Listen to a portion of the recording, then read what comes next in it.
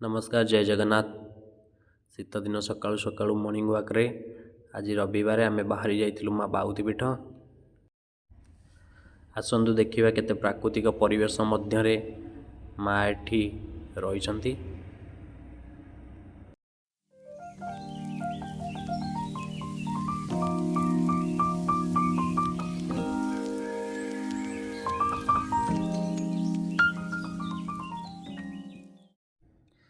एबे आमे आसी पहुँची गलु पहाड़र पाददेश रे।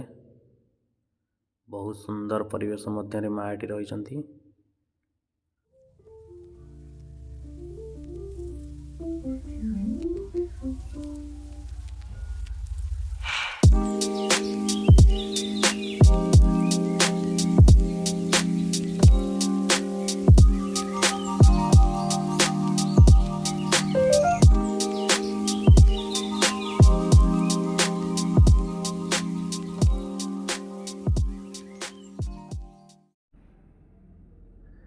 किंग चली चली पूरा थकी गलानी।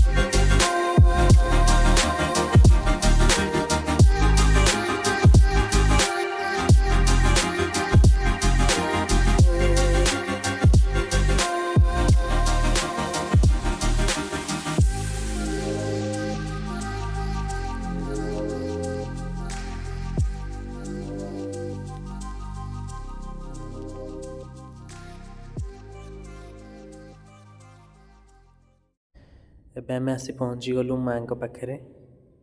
देखंतु केते बढ़िया जगह, परिष्कार मध्य अछि। पानी पीवा पई कूअर सुविधा अछि। आगुरी घर किछि नथिला, एबे बहुत सारा डेवलपमेंट कार्य चलिछि। चलंतु देखिबा माँ केमिति अछंती।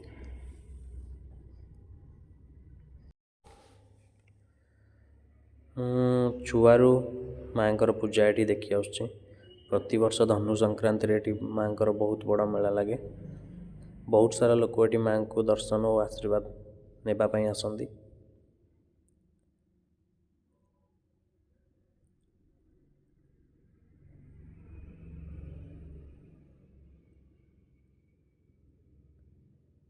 देखंतु माँ एठी केमिति पहाड़र पाददेश रे बसचंती।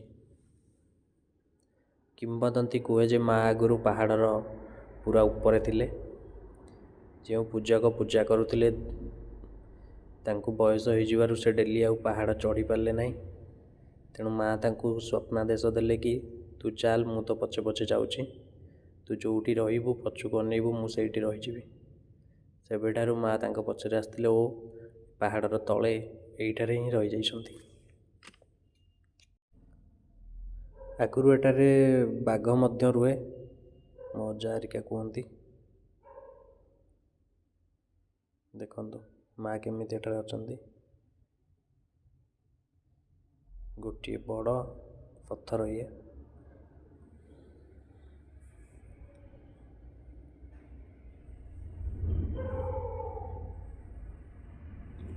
ଧନୁ ସଂକ୍ରାନ୍ତି ଦିନ ଏଠାରେ କାଳେଶୀ ଯିଏ ପୂଜା କରନ୍ତି ତାଙ୍କ ଭିତରେ ମା ଆସନ୍ତି।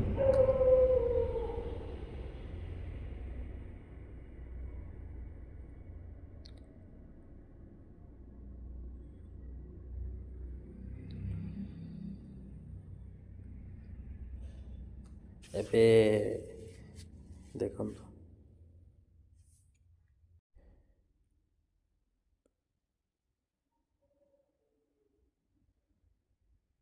ଗଛଟି ଗୋଟେ ପଥର ଉପରେ କେମିତି ହେଇଛି, କେତେ ସୁନ୍ଦର ଜାଗା।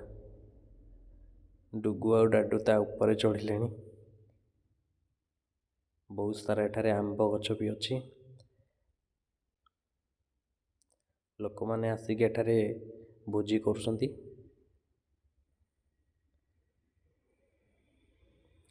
ବହୁତ ସୁନ୍ଦର ଜାଗା।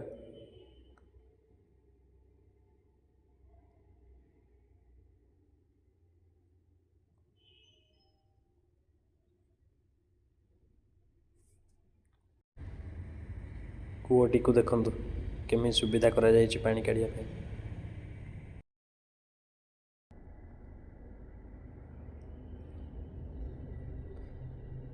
ତାପରେ ଆମେ କିଛି ଫଟୋ ଉଠେଇଲୁ ମାଙ୍କ ପାଖରେ।